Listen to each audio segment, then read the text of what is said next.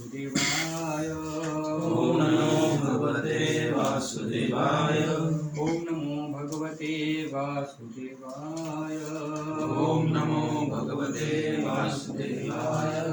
ओम नमो भगवते वासुदेवाय। ओम नमो भगवते वासुदेवाय।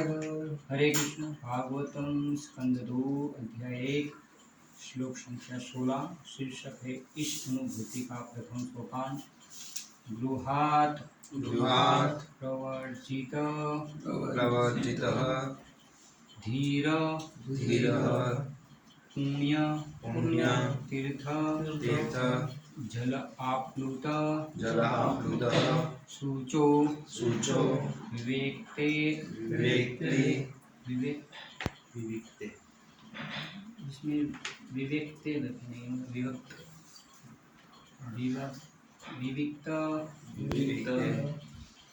आशीन विधिवत कल्पित आसने गृहात् प्रवर्जितो धीरः पुण्यतीर्थजलाप्लुतः शुचो विविक्त आशीनो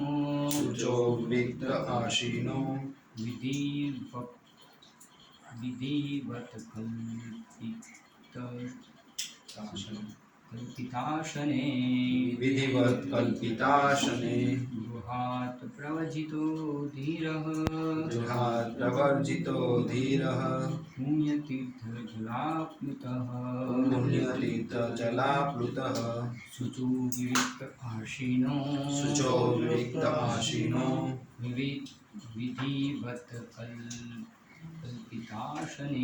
विधिवत कल्पितासने गृहात्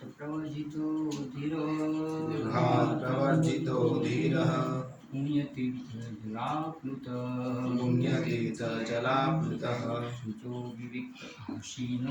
शुचो विविक्त आशीनो विधिवत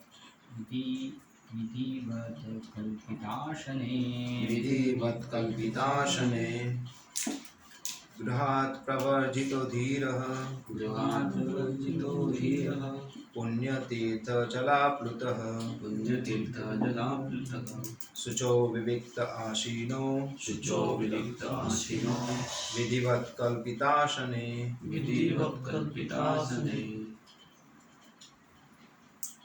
गृहात् प्रवर्जितो धीरः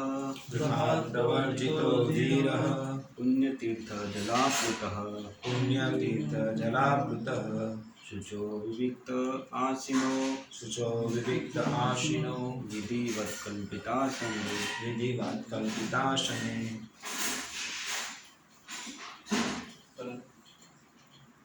गृहात् प्रवर्जितो धीरः पुण्यतीर्थजलाप्लुतः शुचो विविक्त आशीनो विधिवत कल्पितासने गृहात् अपने घर से प्रवर्जितः बाहर जाकर धीर आत्मसंयमी पुण्य पवित्र तीर्थ स्थान जल आप्लुत पूरी तरह धोया हुआ शुचो स्वच्छ किया विविक्त एकांत आशीन बैठा हुआ विधिवत नियमानुसार कल्पित संपन्न करके आसन पर अनुवाद और तात्पर्य श्री श्री मदेशी भक्ति वेदांत स्वामी सिद्धपुरुषा के द्वारा मनुष्यों को घर छोड़ करके आत्मसंयम का अभ्यास करना चाहिए। उसे तीर्थ स्थानों में नियमित रूप से स्नान करना चाहिए और ठीक से शुद्ध होकर एकांत स्थान में आसन जमाना चाहिए। तात्पर्य: श्रेष्ठतर अगले जीवन की तैयारी के लिए मनुष्यों को अपना तथाकथित घर छोड़ देना चाहिए। वर्णाश्रम धर्म या सनातन धर्म की पद्धति कहती है कि 50 वर्ष की आयु पार कर लेने के बाद जितनी जल्दी हो सके पारिवारिक भार से वैराग्य ले लेना चाहिए। आधुनिक सभ्यता पारिवारिक सुविधाओं पर आधारित है, जिसे सुख सुविधाओं का सर्वोच्च मानदंड माना जाता है। अतएव हर व्यक्ति सेवानिवृत्ति के बाद ऐसे घर में रहना चाहता है जो सुंदर स्त्रियों तथा बच्चों से भरा पूरा हो। वह ऐसे सुविधा पूर्ण घर से बाहर जाने की रंच मात्र इच्छा नहीं करता। उच्च सरकारी अफसर तथा मंत्री मृत्यु के समय तक अपने उपहार रूपी पदों पर चिपके रहते हैं और वे इन घरेलू सुविधाओं से बाहर निकलने का स्वप्न में भी विचार नहीं करते। ऐसे व्यामोह से बंधकर भौतिकतावादी व्यक्ति इससे भी अधिक सुखी जीवन की विविध योजनाएं तैयार करते हैं, किंतु पूर्व मृत्यु सहसा बड़े से बड़े योजनाकारों को उसकी इच्छा के विरुद्ध उठा लेती है और इस शरीर को त्याग कर दूसरा शरीर धारण करने के लिए बाध्य कर देती है। इस तरह ऐसे योजनाकारों को अपने किए गए पूर्व कर्मों के अनुसार 84 लाख योनि में से कोई एक शरीर ग्रहण करने के लिए बाध्य किया जाता है। जो लोग पारिवारिक सुविधाओं के प्रति अधिक आसक्त होते हैं उन्हें अगले जीवन में इस पापमय लंबी आयु के लिए किए गए पाप कर्मों के कारण निम्न योनि प्रदान की जाती है। इस तरह मानव जीवन की सारी शक्ति नष्ट हो जाती है। मनुष्य जीवन को इस तरह बर्बाद होने और काल्पनिक वस्तु में लिप्त रहने से बचाने के लिए मनुष्य को यदि पहले नहीं तो कम से कम 50 वर्ष की आयु में सावधान हो जाना चाहिए। सिद्धांत यह है कि मनुष्य इसे स्वीकार कर ले कि मृत्यु की खतरे की घंटी 50 वर्ष की आयु पूरी करने के पहले ही बज जाती है। अतः हर हालत में उसे श्रेष्ठतर भावी जीवन के लिए तैयारी करनी चाहिए। सनातन धर्म संस्था की पद्धति ऐसी बनाई गई है कि इसका पालन करने वाला मनुष्य जीवन के विनिष्ट होने की किसी प्रकार की संभावना के बिना श्रेष्ठकर अगले जीवन के लिए प्रशिक्षित हो जाए। संसार भर में पवित्र स्थल तीर्थ स्थल उन सेवानिवृत्ति व्यक्तियों के आवास के लिए और श्रेष्ठकर अगले जीवन की तैयारी करने में लगे रहते हैं। इसीलिए बुद्धिमान मनुष्यों को जीवन के अंत में 50 वर्ष की आयु के पश्चात जीवन में बंधन स्वरूप पारिवारिक आसक्ति से मुक्त होने के लिए आध्यात्मिक कायाकल्प का जीवन बिताने के उद्देश्य से तीर्थों में जाना चाहिए। मनुष्य को भौतिक आसक्ति से छुटकारा पाने के लिए गृह त्याग करने की संस्तुति की जाती है, क्योंकि जो व्यक्ति मृत्यु तक पारिवारिक जीवन से चिपका रहता है वह भौतिक आसक्ति को त्याग नहीं सकता, और जब तक वह भौतिक आसक्ति को नहीं छोड़ता तब तक वह आध्यात्मिक स्वतंत्रता को नहीं समझ पाता। लेकिन उसे गृह त्याग करके या तीर्थ स्थानों में वैध या अवैध रूप से दूसरा घर बनाकर आत्मसंतुष्ट नहीं हो जाना चाहिए। ऐसे अनेक लोग हैं जो घर छोड़कर ऐसे तीर्थ स्थानों में जाते हैं, किंतु विपरीत लैंगिक कुसंगति में पड़कर पुनर्ग्रस्त बन जाते हैं। माया की मोहनी शक्ति इतनी प्रबल है कि जीवन की प्रत्येक अवस्था में, यहाँ तक कि अपने सुखी घर का त्याग करने के बाद भी मनुष्य ऐसे मोह में पड़ सकता है। अतएव यह अनिवार्य है कि मनुष्य ब्रह्मचर्य या यौन लिप्सा से रहित होकर आत्मसंयम का अभ्यास करे। जो व्यक्ति जीवन सुधारना चाहते हैं उसके लिए यौन लिप्सा आत्मघात या उससे भी बढ़ता है। अतः पारिवारिक जीवन से पृथक रहने का अर्थ है समस्त इंद्रिय इच्छाओं पर और विशेष रूप से यौन इच्छा पर संयम रखना। इसकी विधि यह है कि मनुष्य को कुश, मृगचर्म तथा दरी का पवित्र आसन तैयार करना चाहिए। उस पर बैठकर उक्त युक्त विधि से निरपराध भाव से भगवान के पवित्र नाम का जप करना चाहिए। यह समूची विधि मन को भौतिक कार्यों में खींचकर भगवान के चरण कमलों में स्थिर करने के निमित्त है। यह सरल विधि है कि सर्वोच्च आध्यात्मिक सफलता दिलाने में सहायक होगी। ओम ज्ञानतिमिरन्धस्य ज्ञानाञ्जनशलाकया चक्षुरुन्मीलितं येन तस्मै श्रीगुरुवे नमः। श्रीचैतन्यमनोभीष्टं स्थापितं येन भूतले स्वयं रूप कदा मयि ददाति स्वपदान्तिकं। जय श्री कृष्ण चैतन्य प्रभु नित्यानंद श्री अद्वैत हरे कृष्ण कृष्ण कृष्ण हरे हरे हरे राम राम राम हरे हरे कृष्ण। यहाँ आज के श्लोक में तात्पर्य के ऊपर समझाते हैं कि श्रेष्ठकर अगले जीवन की तैयारी के लिए मनुष्य को अपना तथाकथित घर छोड़ देना चाहिए। तो वर्णाश्रम धर्म तथा सनातन धर्म की कहती है कि 50 वर्ष की आयु के पार कर लेने के बाद जितनी हो सके जल्दी पारिवारिक जीवन क्या है छोड़ देना चाहिए। तो देखते ये भजन गाया तो क्या है मन तुम केवल नंद नंदन के अभय प्रदानकारी चरणाविंद का भजन करो। इस दुर्लभ मनुष्य जन्म को पाकर संत जनों के संग द्वारा भवसागर को तर जाओ। तो ये भवसागर है तो इतना क्या आसान है तरना, इतना आसान नहीं है। कहाँ के कहते हैं कि तो कितनी सारी आसक्तियाँ होती है। और अभी कलयुग में क्या है 50 हमारा एवरेज आयुष्य कितना है 100 साल का। तो 100 साल में भी कोई 100 साल जिंदा नहीं रहता। 60-70 जो पुराने थे वो शायद 80-90 तक जाएंगे बाकी। और मन क्या है कलयुग में सबका क्या है दूषित है ना, तो भगवान में नहीं लगता। तो 60-70 साल की आयुष्य में 50 साल के बाद क्या हमें वानप्रस्थ लेना है।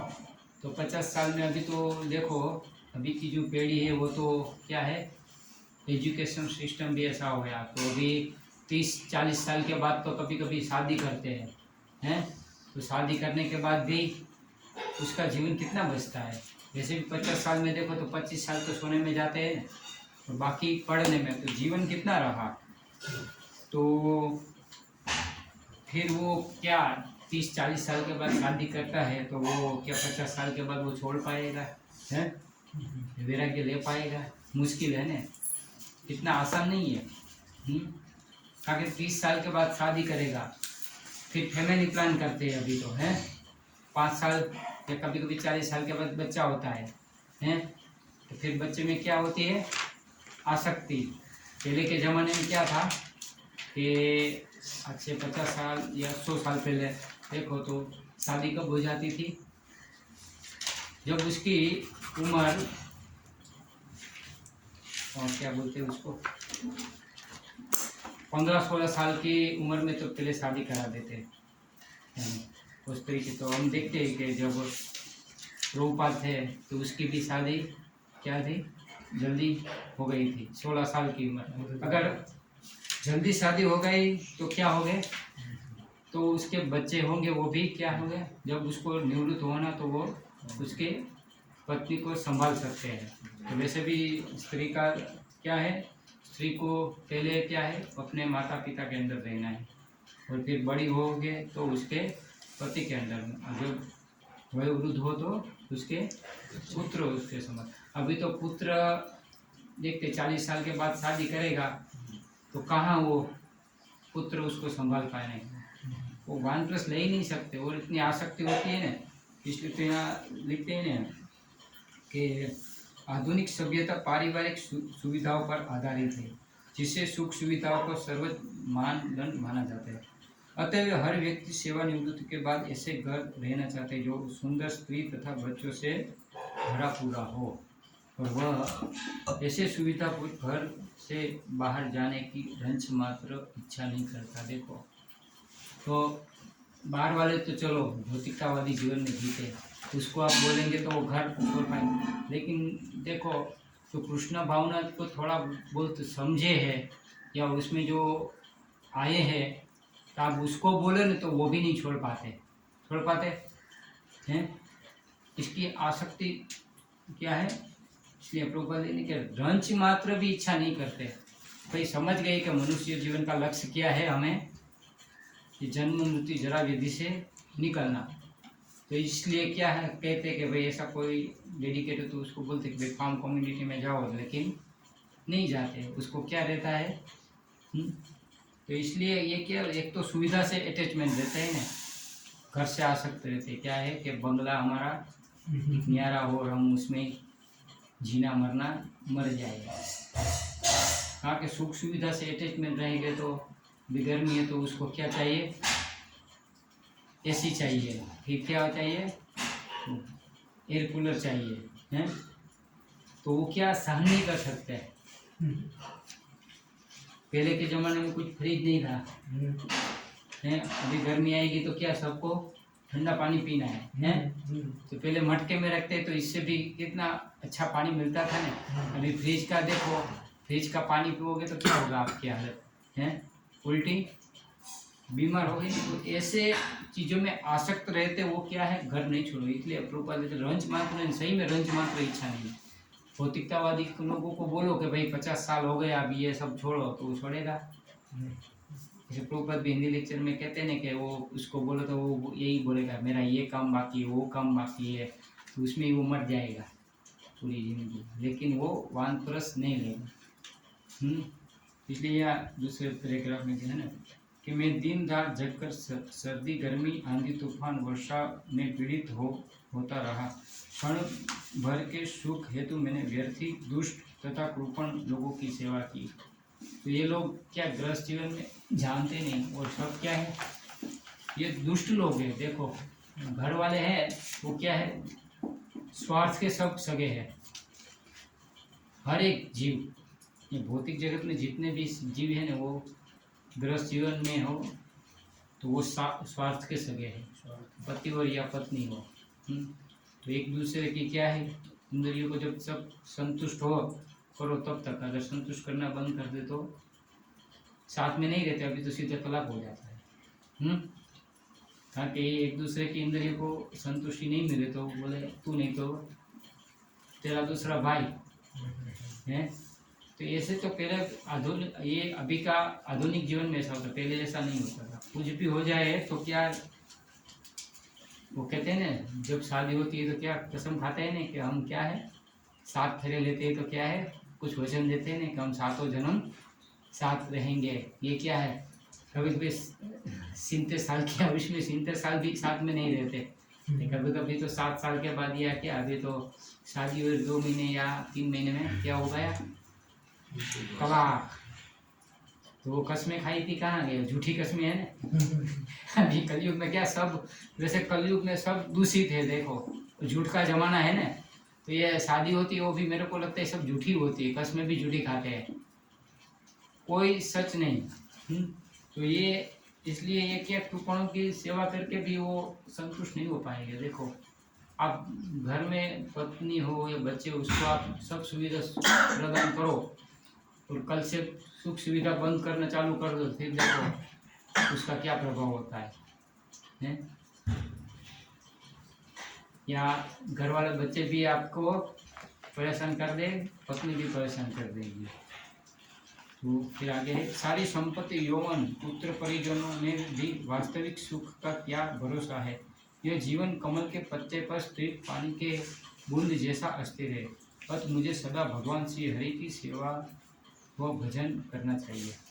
तो यहाँ क्या है कि भजन मन को मना रहे हैं, क्योंकि मन लगने वाला नहीं है, लेकिन वो क्या है, हरि की भजन नहीं करके क्या करते हैं, पूरी जिंदगी भजन किसका करते हैं, अपने जो गृहस्थ लाइफ जीवन है उसी के भजन चलता रहता है। उसको पत्नी बच्चे ये समाज पोजीशन पोस्ट आगे देखो प्रभुपाद लिखते हैं कि उच्च सरकारी अफसर तथा मंत्री मृत्यु के समय तक अपने उपहार रूपी पदों पर चिपके रहते हैं और वे इन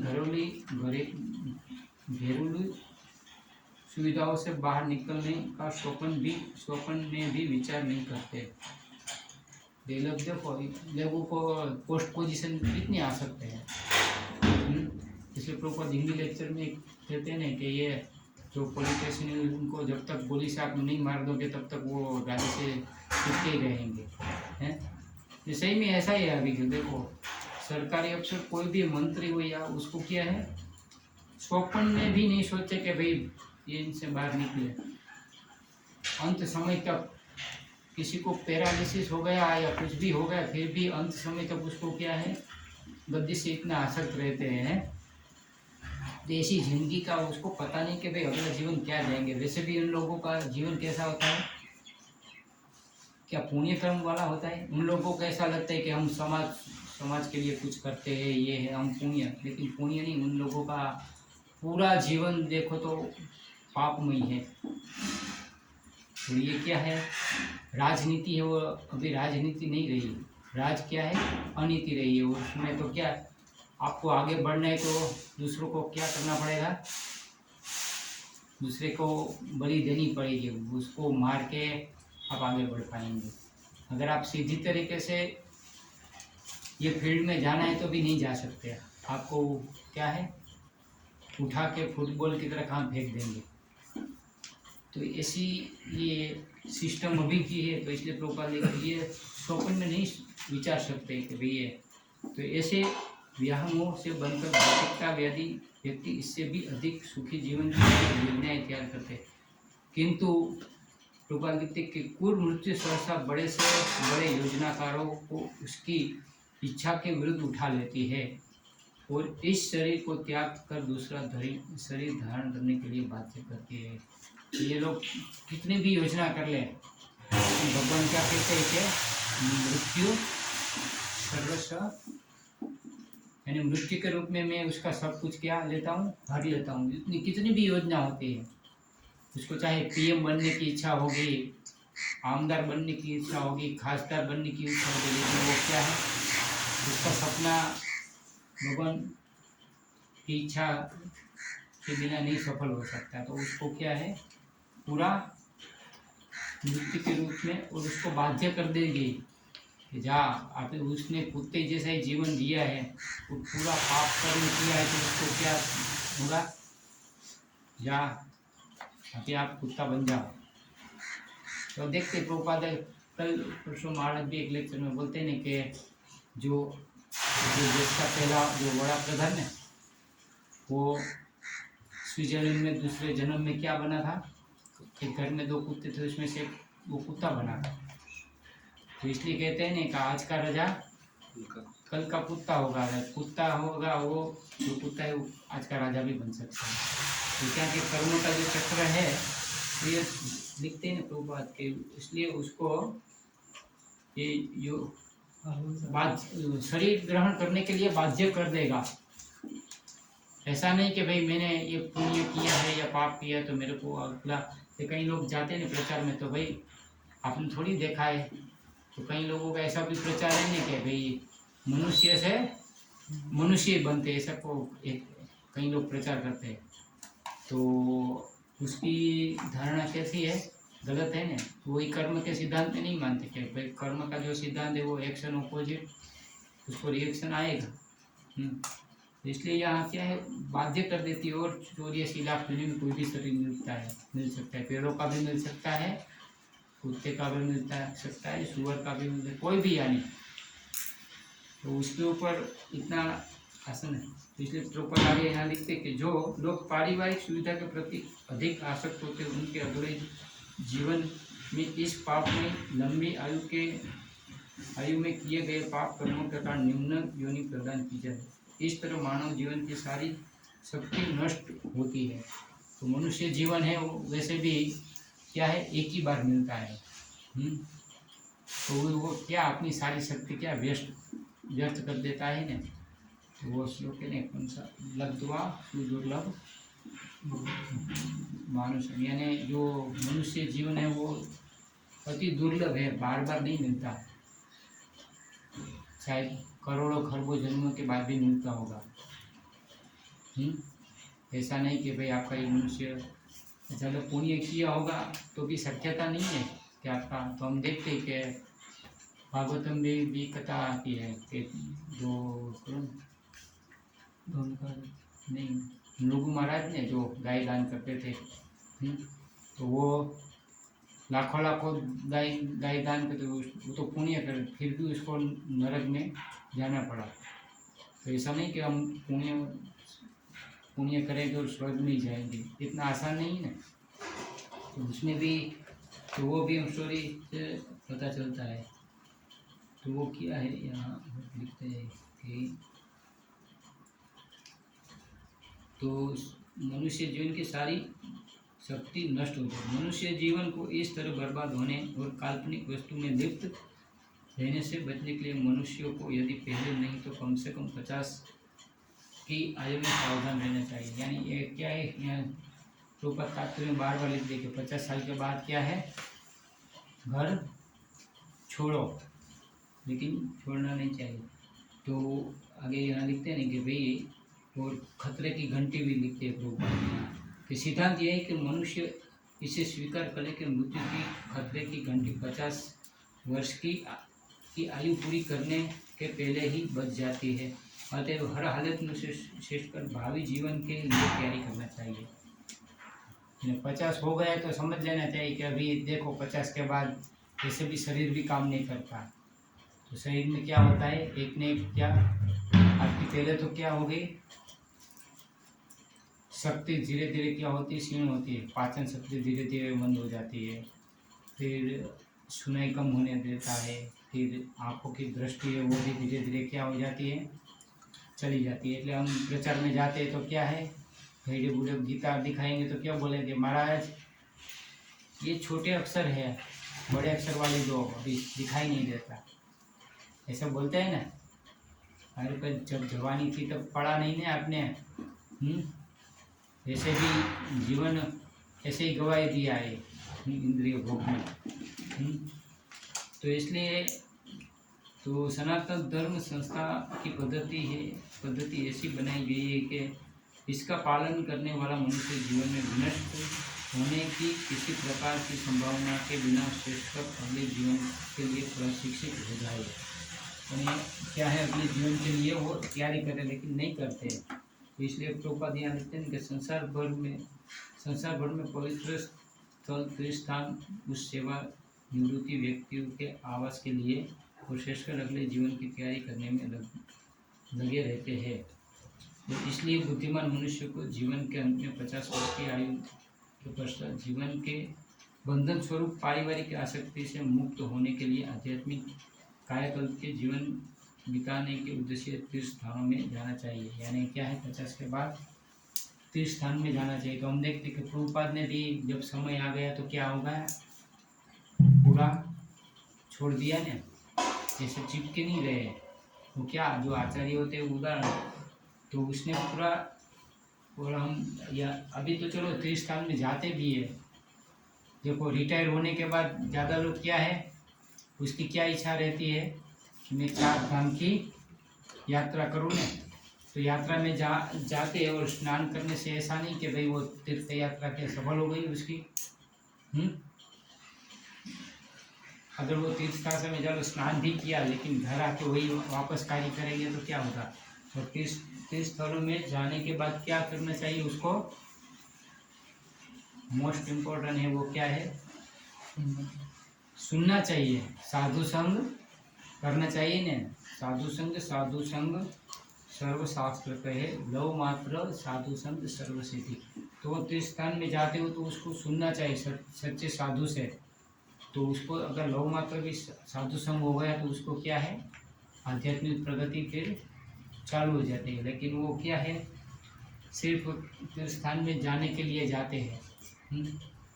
और अभी तो क्या है, ये कलयुग में क्या है, फैशन आ गया एंड्रॉयड आ गया है तो सेल्फी खींच लेते हैं बस, तो मैं यहाँ गया वहाँ गया। लेकिन सुना कितना, धाम के बारे में कितना सुना है। बहुत सारी यात्रा लोग करने जाते हैं, कॉमर्शियल भी ले जाते हैं, लेकिन वो क्या उसका कुछ उन लोगों को बेनिफिट नहीं मिलता। मिलता है क्योंकि वहाँ जाके सिर्फ स्नान करने से कुछ फायदा नहीं है। तो वो स्नान क्या हो जाता है उनका, फिर घर आके वो देखो उसकी कोई बुरी आदत नहीं छोड़ते। आप तीर्थ यात्रा करेंगे तो तब वो कुछ पालन भी करेंगे, लेकिन घर आने के बाद वो घिसी पीटी आके टीवी देखेंगे या चाय पीते होंगे तो चाय पियेंगे, नशा करेंगे, विचार पाप कर्म से कुछ काम करके, तो उसके तीर्थ यात्रा करने का क्या फायदा, कुछ फायदा रहा। अगर तीर्थ में जाओ तो साधु संग करो, उसका वहाँ से सुनने से पूरा जीवन में परिवर्तन आना चाहिए। लेकिन उतनी आसक्ति, वो तीर्थ स्थल में जाने के बाद भगवान के प्रति उनको आसक्ति नहीं रहती, तो सुनने में लालायित नहीं रहती कि भगवान और भगवान के बारे में। तो यहाँ लिखते हैं प्रभुपाद आएंगे कि मनुष्य को तो तीर्थ में जाना चाहिए। मनुष्य को भौतिक आसक्ति से छुटकारा पाने के लिए गुरु त्याग की संस्कृति की जाती है, क्योंकि जो व्यक्ति मृत्यु तक पारिवारिक जीवन में चिपका रहता है वो भौतिक आसक्ति को त्याग नहीं कर सकता, और जब तक वो भौतिक आसक्ति को नहीं छोड़ता तब तक वो आध्यात्मिक स्वतंत्रता को नहीं समझ सकता। जब तक वो क्या है पारिवारिक जीवन में चिपका रहेगा तो शक्यता नहीं है। वो आसक्ति बहुत डेंजर होती है। देखो आसक्ति ऐसा नहीं कि बहुत सारी आसक्ति होती है। स्त्री से भी आसक्त होते हैं, कोई घर से आसक्त होता है, कोई उसके क्या बच्चे से आसक्त होता है, किसी को क्या है लक्ष्मी में आसक्ति होती है, तो छोड़ नहीं पाते हैं। देखो कितना भी पैसा इकट्ठा कर लो तो फिर वापस तो वो तो साथ में ले नहीं जाएगा, लेकिन वो आसक्ति होनी चाहिए। यहाँ क्या आसक्ति के त्याग नहीं सकते, लेकिन हमें आसक्ति कहाँ लगानी चाहिए, वो आसक्ति को कहाँ ट्रांसफर कर देना चाहिए, भगवान के रूप गुण लीला और माधुर्य और भगवान की कथा में आसक्त होना चाहिए। ये आसक्ति तो छोड़नी चाहिए। अगर ये आसक्ति रखेंगे तो क्या होगा, वो भवबंधन का कारण होगा ने, पुनरपि जन्म पुनरपि मरण पुनरपि जननी जठरे शयन, बार बार ये क्या होगा, उसको ये जन्म मृत्यु की चक्र में बार बार बांधता रहेगा। और अगर वो भगवान से आसक्त हो जाएगा और भगवान की कथा में रुचि रखेगा, आसक्ति बढ़ाए